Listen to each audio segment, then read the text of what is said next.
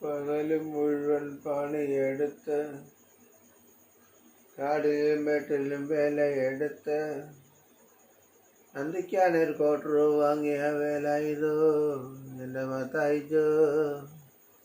ചെവി പോലും ചൂടാകുന്നില്ല എൻ്റെ വേല ഇതോ എൻ്റെ മത്തായിച്ചോ.